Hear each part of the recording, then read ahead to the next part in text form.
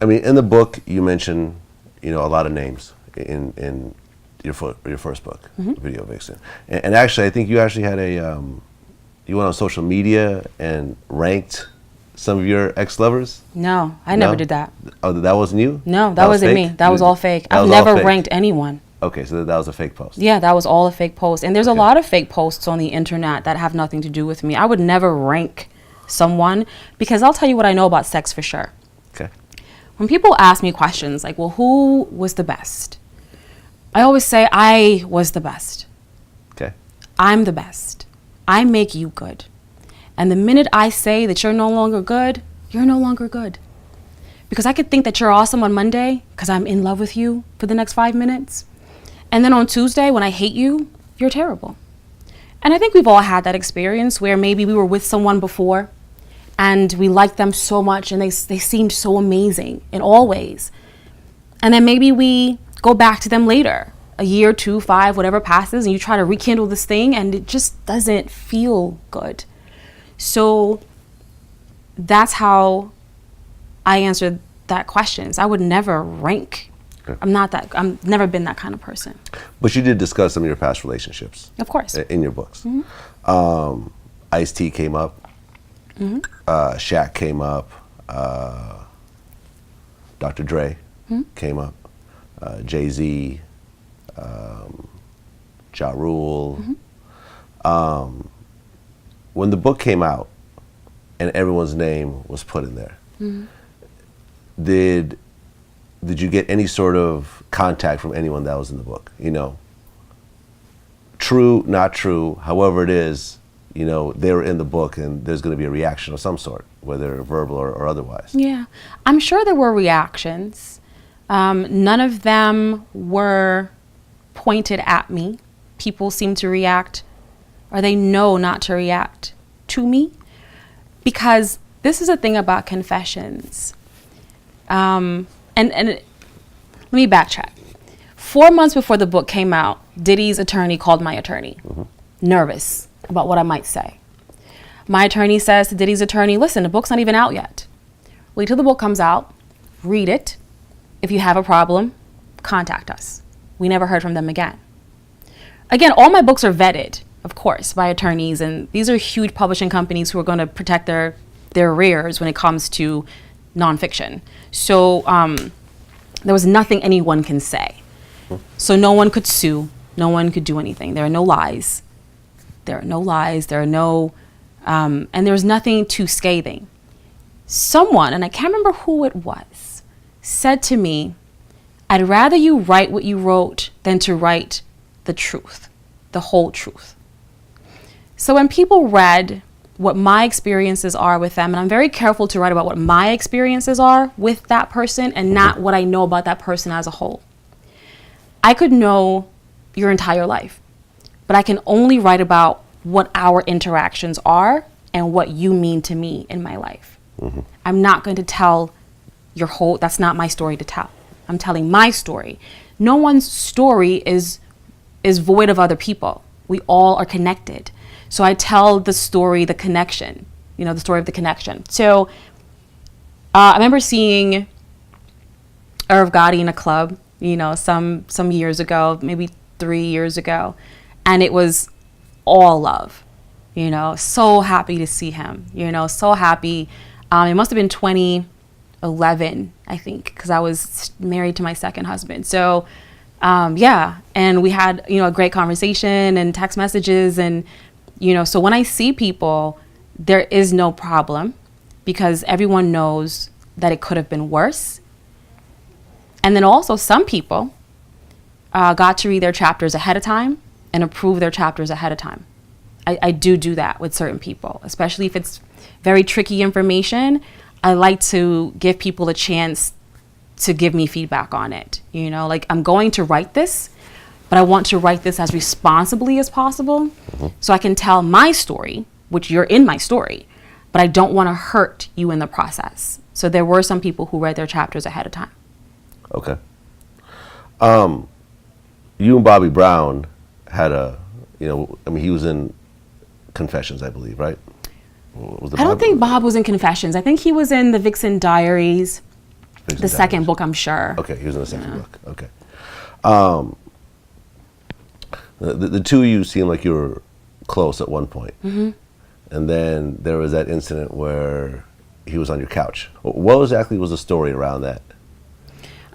Bob had been living with me for a while. There was a time where Bob, his brother, his kids, they were all in my life.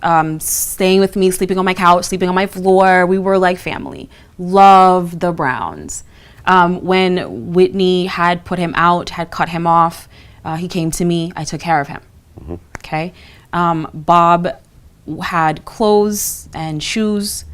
As soon as he scuffed a pair of shoes, I'd buy him another pair of shoes.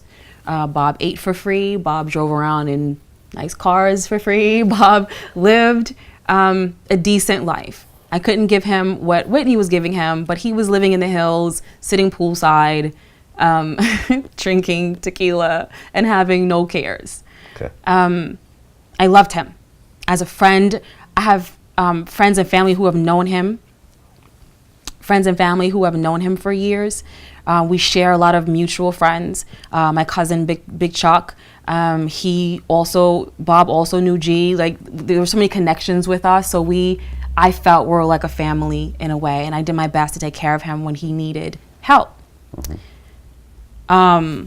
The way the story goes is one night I got a call from Mike Tyson. And Mike was in Vegas. Mike was going through a very hard time. I think this is around the time where he was doing those exhibitions. And he said that he felt like a monkey in a cage. He felt like he was in a zoo. And he wanted me to come and hang out. Mike and I have a really long-running friendship. I've known Mike since 1990-something, since back in Phoenix, when we both lived in Phoenix. Might have been before I had my son. It might have been 97. I don't know. It was a long time ago, Okay. when I met Mike. So I said, yeah, sure.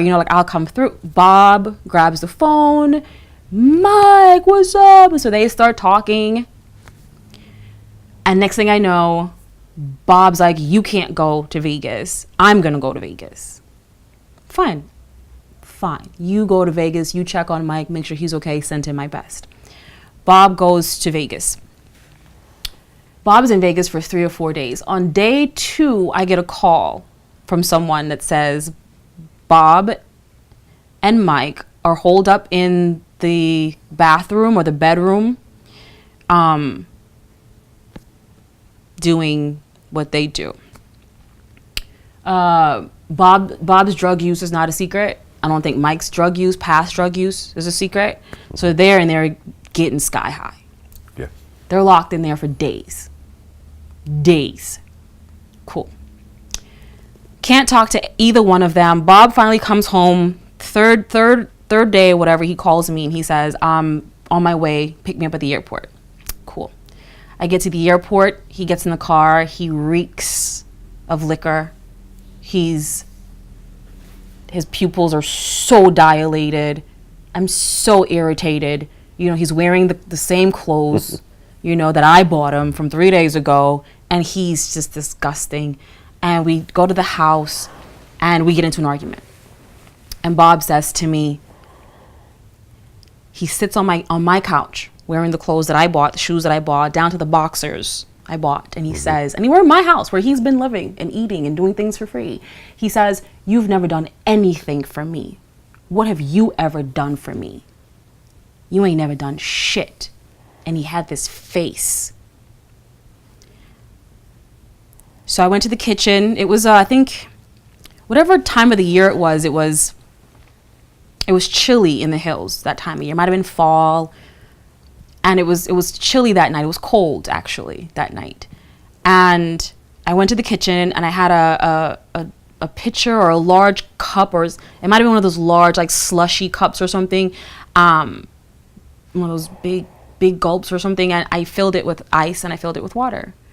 And I went back to him, and he was still talking. You've never done shit. And I'm sitting there, and I'm just drinking from this big gulp. And he said whatever he said, and I just threw this ice water on him and proceeded to escort him out into the cold. He had no car.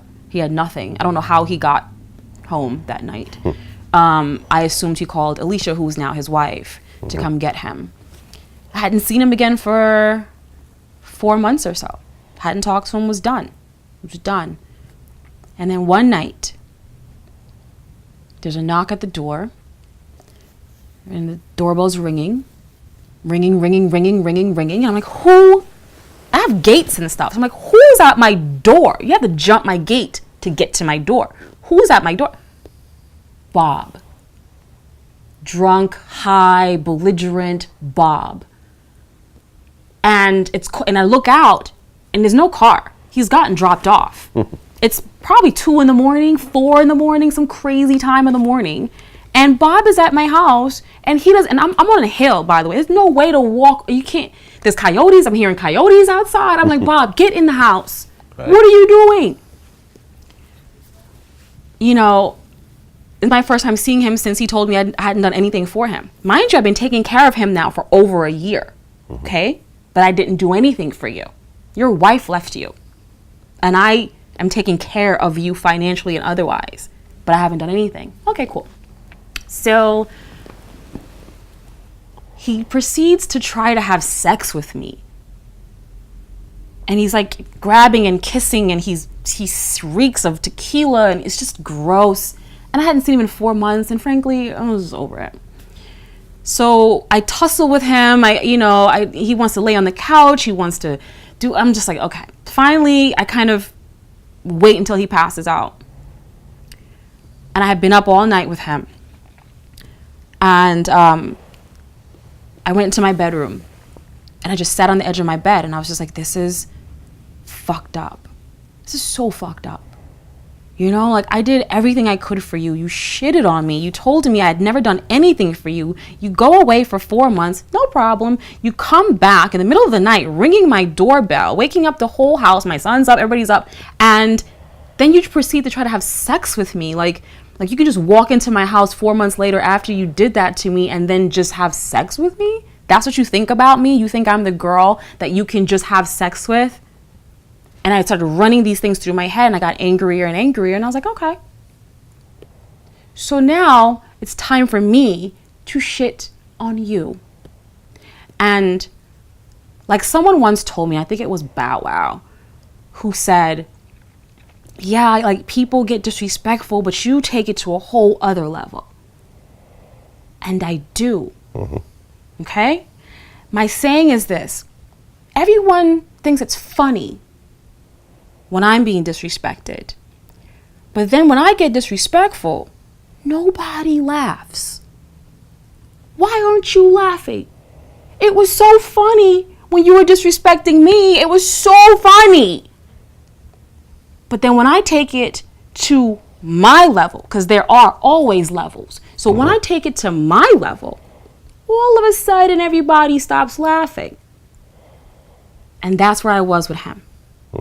So he was sleeping on my couch, passed out, snoring, and I was like, hey, here we go. Take a look at yourself and have the whole world take a look at you too. Right. I put it on Karrine.com. Karrine.com was at the time the only site that had celebrity video back then. The internet wasn't popping like it is now. Right. You know what I mean? And so that video shut down my site. I had to get my own server because of that video.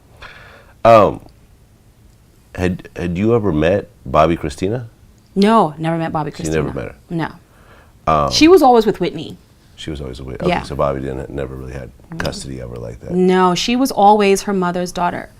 And she, just from the outside looking in or being close to him, she chose sides. And she chose her mommy. She chose Whitney. Yeah. So, yeah. Had you met Whitney? I had met Whitney in person. We have spoken on the phone. We had spoken on the phone. You guys spoke on the phone? Yeah. Okay. How did that conversation go? They were very short, a lot of niceties. I would call, when they lived in Atlanta, I'd call their home to speak to him. Okay.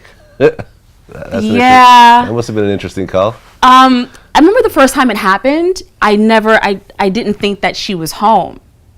But I had the home number, so I'm calling, because usually he was by himself. And she was starting to work again and getting herself back together, and her and Clive were, getting things together again. She was just getting back in her groove, and so he was home a lot by himself. And so the first time it happened, I called the house, and Whitney Houston answered the phone.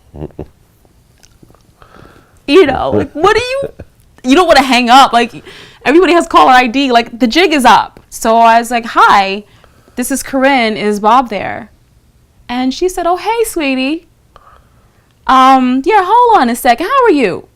I was like, I'm great.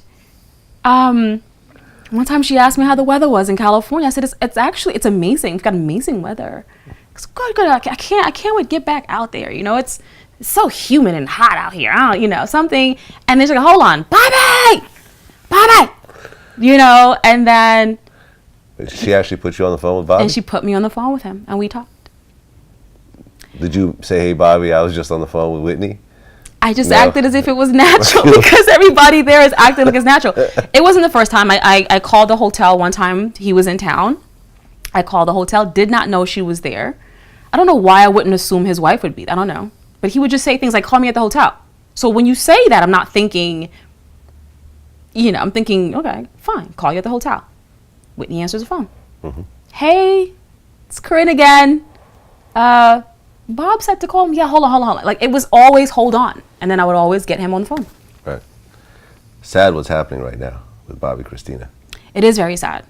And there seems to be some sort of weird fight with the family also. They're trying to film a reality show during this time and a bunch of other craziness. From what I saw when Bob was with me, the Browns and the Houstons, there was always a divide. At least toward the end, by that time, him and Whitney were already separated, for the most part, or separating and had all their issues. Bobby Chris always sided with her mom. I know he was trying so hard to reconnect with his daughter during the separation, the divorce. I think they did a lot, but, and then, we all lost contact because it was time to lose contact. So looking from far away, and we still have mutual friends. So I get to hear a lot of the firsthand information as it comes in. There are a lot of diseases in a lot of families. There are a lot of languages, that we teach our children. Violence, like my family taught me, drug use and overuse, alcohol abuse as well. And I think that every single adult, and I know she's legally an adult, but she's still a kid. Every single adult has to look at themselves at some point and say, what did I teach my child?